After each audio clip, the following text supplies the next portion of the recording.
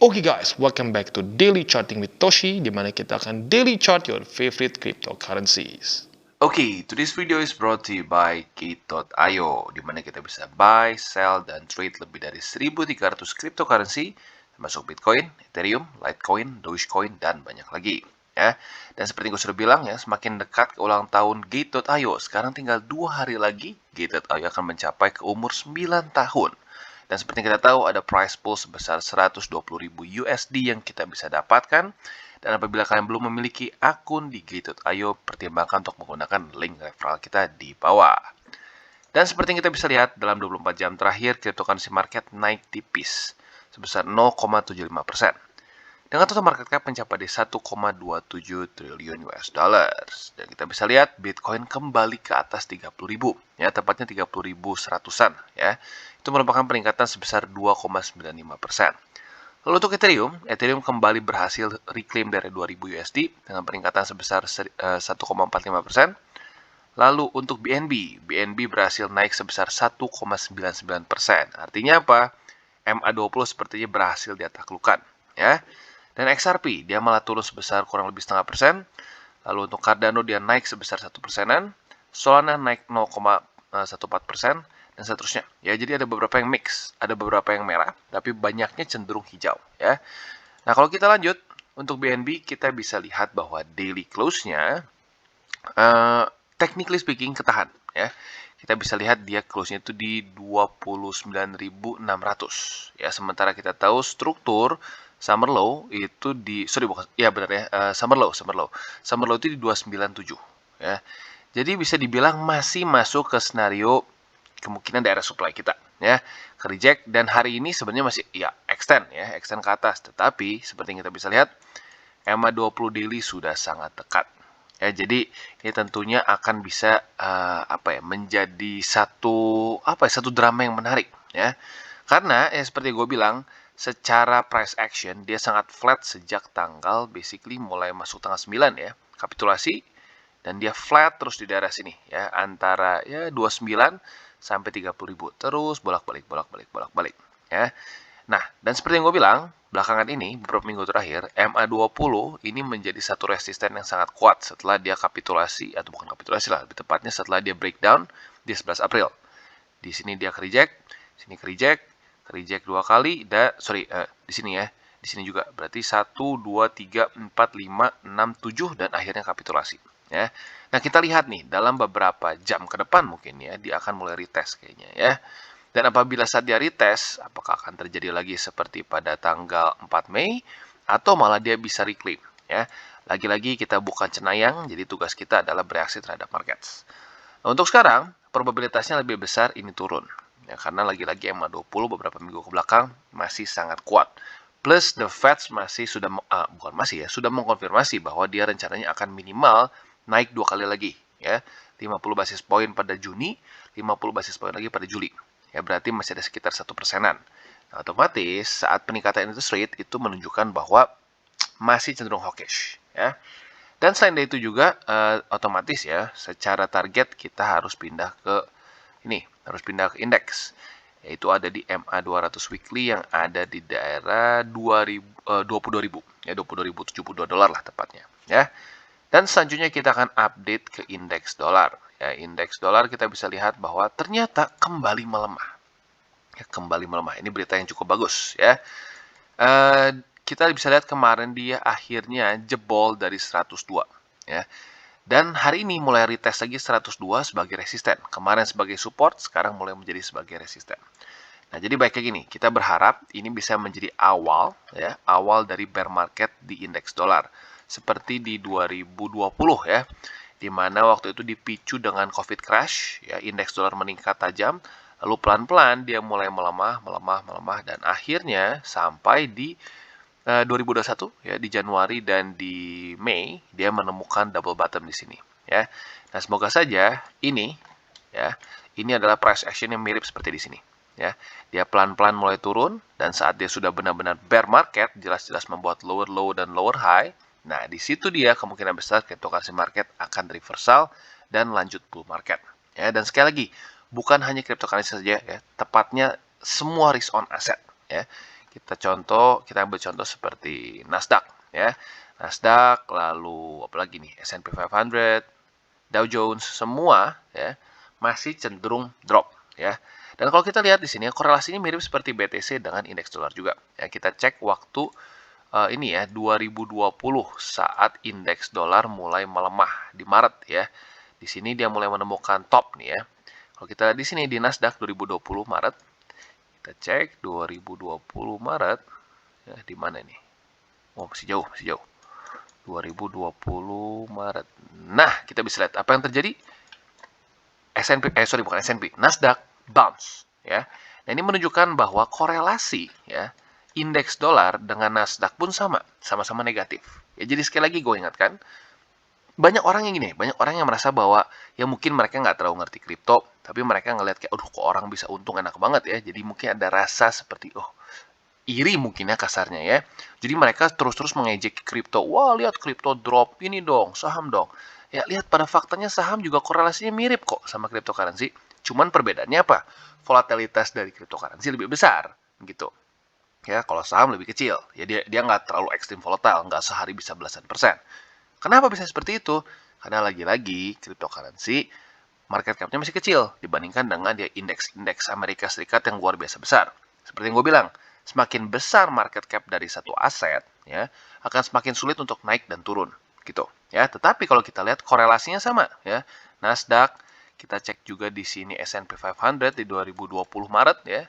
2020 Maret, ya, sama-sama, ya. Mereka semua mendapatkan crash yang sama, seperti BTC dan semua cryptocurrency market. Ya, jadi lagi-lagi ya, andaikan indeks dolar mulai melemah dan benar-benar menemukan bear market seperti di 2020 ya, ini akan menjadi berita bagus bukan hanya untuk cryptocurrency saja, tetapi untuk semua risk on asset ya.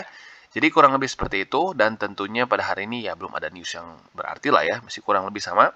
Orang masih ya bertanya-tanya kenapa bisa terjadi seperti ini. Ya lagi-lagi karena environment yang lebih cenderung hawkish. Dan juga ya masih ada masih para traders ini, para investor masih menunggu 2 kali lagi interest rate, ya peningkatan interest rate di Juni dan di Juli. Apabila dua itu tidak terlalu berpengaruh dan indeks dolar terus mendapatkan bear market, nah itu dia berita bagus yang kita sudah tunggu-tunggu yang memungkinkan cryptocurrency market dan other risk on asset untuk kembali meningkat. Oke, dan kita balik lagi ke Bitcoin ya.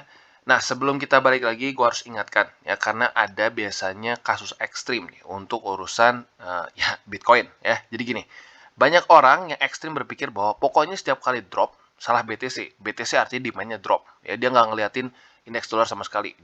Pokoknya dia mikir BTC ini sebagai satu aset aja gitu, kepisah sendiri. Padahal dia lupa sebenarnya ini adalah pair dengan USD.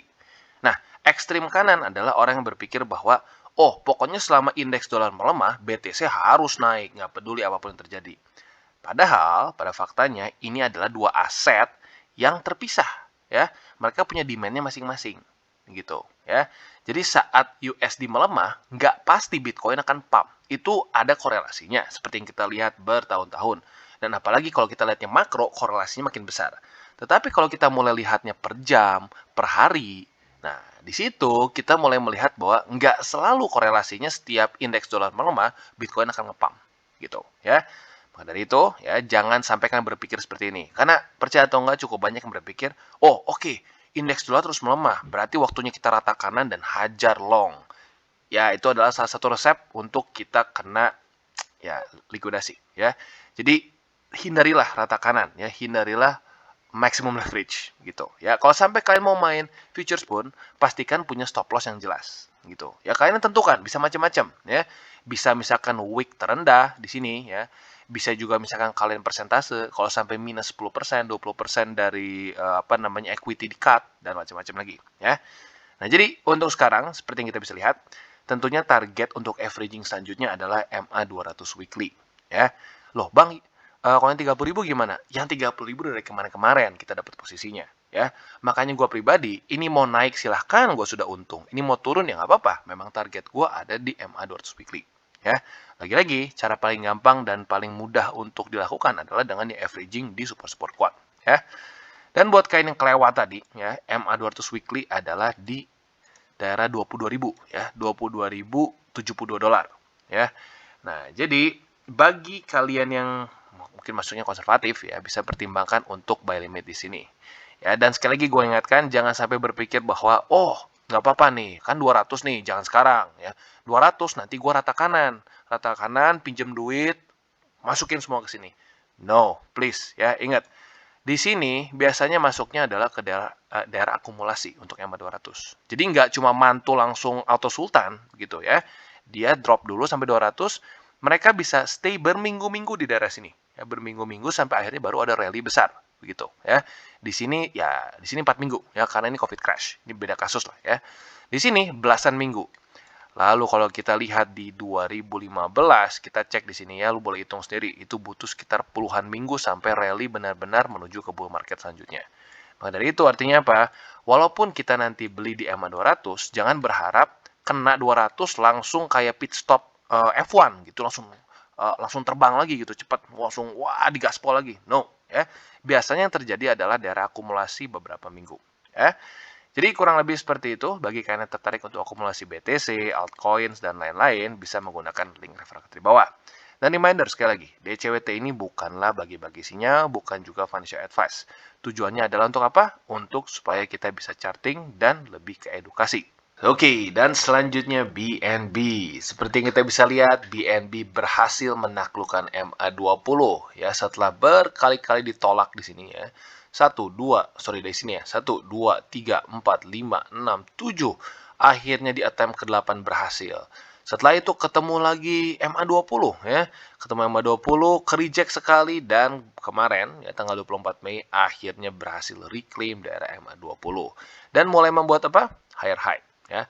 Di sini kita bisa lihat dia kapitulasi, higher high, higher low, higher high, dan ya kemungkinan besar semoga saja nanti higher low-nya adalah di MA20 ya. Jadi untuk BNB sekarang ada satu daerah averaging baru ya, yaitu adalah MA20 ya.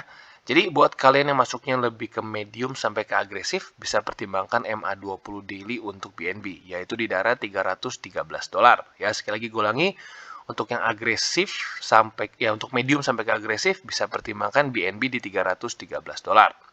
Dan untuk yang konservatif seperti biasa bisa bersabar di daerah 263,6 USD ya.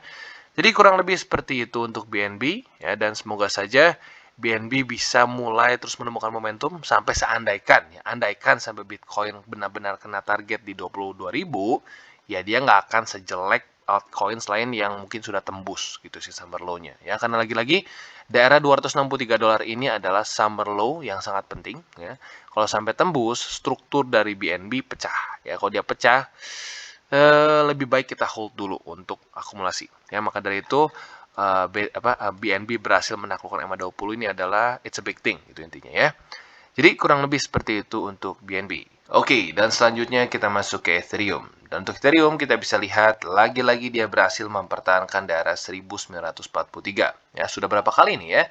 Sejak dia berhasil reclaim di tanggal 19 Mei, dia berhasil mempertahankan ini sebagai support sebanyak 1, 2, 3 ya, 3 kali. Not bad. Nah, jadi untuk sekarang ya lagi-lagi yang menjadi PR utama bagi Ethereum adalah mempertahankan daerah 1943,77 ini ya.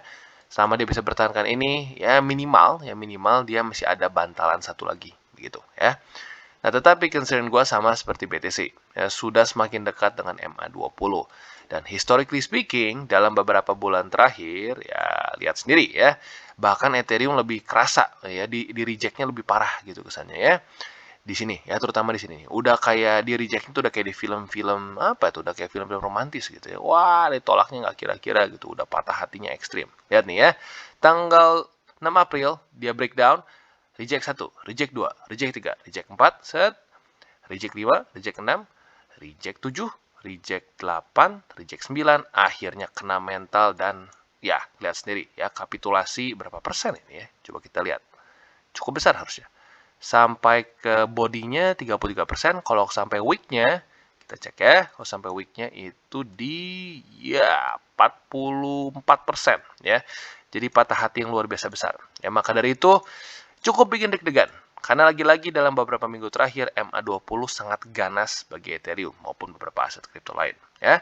Jadi cukup menarik nih, apakah dalam beberapa hari ke depan dia bisa melakukan yang BNB lakukan alias dia menaklukkan MA20 atau malah ya seperti aset-aset lain yang terus terpukul ya. Dan seperti yang kita lihat, tinggal tersisa 2 posisi untuk averaging, yaitu di daerah 1943 yang harusnya kalian sudah dapatkan karena sudah berkali-kali kena di sini. Dan ada lagi juga di 1780. Ini untuk yang konservatif tentunya ya. Di sini masuknya lebih ke agresif lah ya.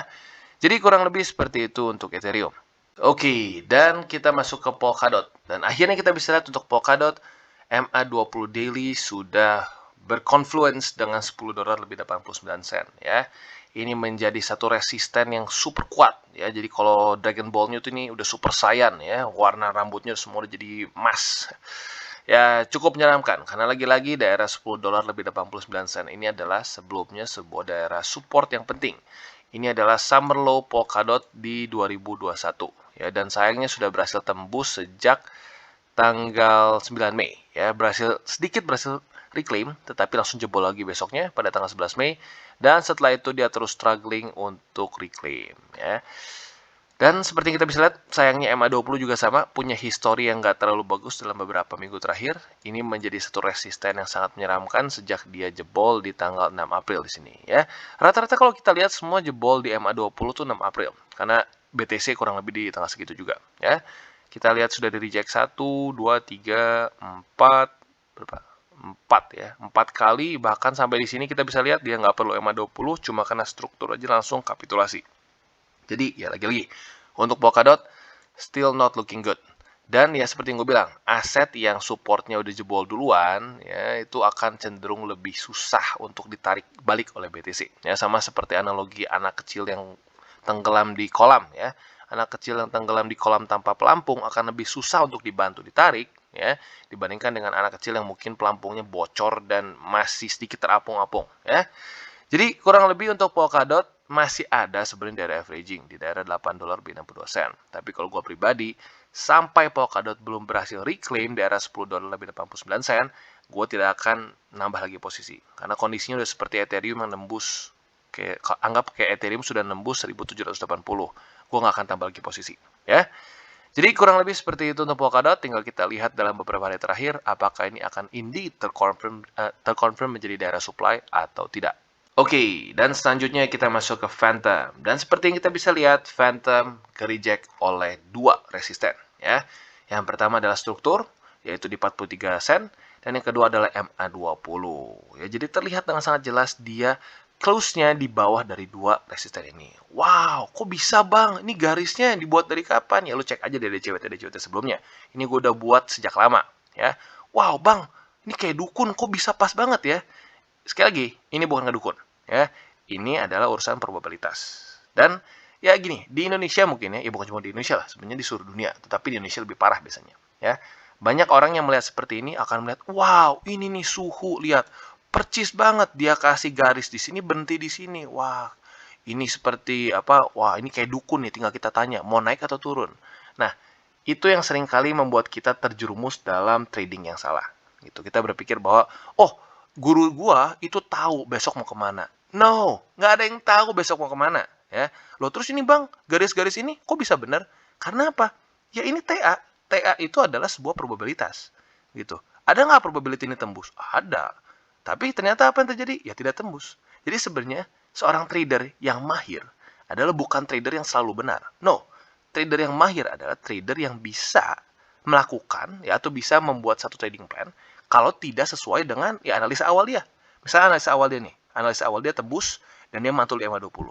Ternyata nggak tembus. Nah, dia punya backup plan untuk ya skenario tersebut. Ya, jadi makanya kenapa gue selalu buat beberapa skenario untuk ya aset-aset kripto. Gitu. Karena kenapa? Pada faktanya kita bukanlah dewa yang tahu besok apa yang akan terjadi. Ya, jadi untuk sekarang Phantom seperti yang kita bisa lihat, daerah averaging-nya masih sama ya, masih di daerah 30 sen di sini. Ya, ini kayaknya harus kita naikin sedikit, kurang naik kena body ya. Nah, di sini ya sekitar ya 30 sen lah kalau kita buletin. Dan mungkin kalau alternatifnya ya bisa saja andaikan dia tiba-tiba menemukan momentum, berhasil ke atas ya, lalu mantul lagi di daerah sini. Nah, ini bisa juga dianggap untuk menjadi satu daerah averaging ya. Tetapi selama Phantom belum bisa daily close di atas dari MA20 dan struktur 43 sen, lupakan dulu, kita averaging di 30 sen saja ya. Jadi kurang lebih seperti itu untuk Phantom. Oke, dan selanjutnya kita masuk ke AVAX, dan seperti yang kita bisa lihat, AVAX masih struggling dengan daerah $30 di sini ya. Sejak dia jebol pada tanggal 23 Mei, ya alias baru kemarin lusa sih ya, dia belum berhasil lagi reclaim dari $30 ya, which is ya sebenarnya not too surprising sih ya, karena kita bisa lihat MA20-nya semakin mendekat. Dan kalau kita lihat nih ya, semakin dia mendekat, semakin dia membuat lower high dan lower low gitu ya. Nah, kenapa? Karena lagi-lagi, ya seperti yang gue bilang, mungkin kalian sudah sedikit bosan nggak dengarnya, karena MA20 secara historically beberapa minggu terakhir, atau arguably sebulan ke belakang lah ya, itu dia cukup kuat. Ya. Nah, maka dari itu para trader melihat probabilitasnya apa? Ya, turun lagi. Gitu. Makanya rata-rata kalau kita lihat secara TA cukup mirip, sama-sama rata-rata membuat antara lower low dan lower high atau daerah supply. Ya. Jadi untuk AVAX sekarang bisa dibilang hanya tersisa satu saja daerah averaging. Dan daerah averaging ini bisa dibilang sangat penting. Karena ini adalah summer low dari 2021. Ya. Jadi sekali lagi buat kalian yang ingin averaging untuk AVAX, ini adalah stasiun terakhir. Ya. Andaikan dia tembus lagi ke bawah, ya sudah, stop dulu. Ya. Sampai dia belum bisa lagi reclaim, jangan tambah posisi lagi. Ya. Jadi kurang lebih seperti itu untuk AVAX. Sekali lagi gue ingatkan, tinggal tersisa satu posisi lagi, yaitu di $9 lebih 45 sen. Oke, dan selanjutnya Matic. Ya, untuk Matic bisa dibilang cukup mirip seperti AVAX ya, secara struktur tetapi lebih parah sedikit ya. Ya, lumayan lebih parah. Karena kenapa? Bedanya kalau AVAX dia baru saja jebol di tanggal 23 Mei. Sebelumnya di 21 dan 22 dia berhasil reclaim. Untuk Matic kita bisa lihat basically sejak tanggal 18 Mei dia terus gagal untuk reclaim daerah struktur, atau lebih tepatnya gagal mereclaim daerah resisten di sini, yaitu 68 sen. Sudah sebanyak 1, 2, 3, 4 kali dia gagal. Ya. Dan historically kita bisa lihat dalam beberapa hari sebelumnya juga ini cukup kuat sebagai resisten. Ya. Nah, jadi ini berita yang nggak terlalu bagus tentunya untuk Matic. Ya. Karena kenapa? As a structure itself, ini sudah kuat. Berkali-kali dia menolak harga Matic. Nah, kalau ditambah confluence dengan MA20 yang kemarinnya juga sadis, ya, kita lihat di sini, reject, dan seterusnya. Ya, siap-siap ini akan menjadi resisten yang super saiyan. Ya, jadi ya, intinya untuk Matic siap-siap kemungkinannya ya secara probabilitas lagi-lagi bukan kepastian ya, secara probabilitas Matic lebih besar ke reject ya dan kembali menuju ke daerah lebih rendah lagi. Dan sayangnya untuk Matic kita bisa lihat sudah tembus summer low di sini. Jadi kalau gua pribadi, gua tidak akan tambah lagi posisi Matic andaikan dia lanjut lagi turun, ya. Satu-satunya ya harapan buat gua kalau maksudnya harapan untuk gua averaging lagi Matic apabila Matic bisa mulai reclaim lagi ya. Reclaim lagi sini, reclaim MA20 dan terpantau ya antara di 20 atau di daerah 68 sen. Nah, itu bisa gua pertimbangkan untuk averaging lagi. Selama Matic belum bisa melakukan itu, gue akan stop dulu untuk averaging di Matic. Oke guys, jadi itu adalah akhir dari segmen DCWT kita pada hari ini. Dan jangan lupa bagi kalian yang merasakan manfaat dari segmen ini, jangan lupa untuk share ke teman-teman kalian. Dan apabila lu pengen mensupport channel kita, ya TCI, jangan lupa untuk menggunakan link referral kita di bawah. Nggak wajib, ya, tetapi apabila lu menggunakan link referral kita di bawah, ada macam-macam ya, dari Bybit, Huobi, Maxi, toko kripto, dan banyak lagi. Ya, walaupun nggak wajib, tapi kalau menggunakan link referral kita, lu secara langsung membantu perkembangan dari TCI. Dan satu lagi, jangan lupa juga untuk join Telegram group kita, di mana kita bisa ngobrol-ngobrol santai mengenai dunia cryptocurrency secara dua arah. So, jangan lupa untuk like, subscribe, click the bell icon, and see you on the next video.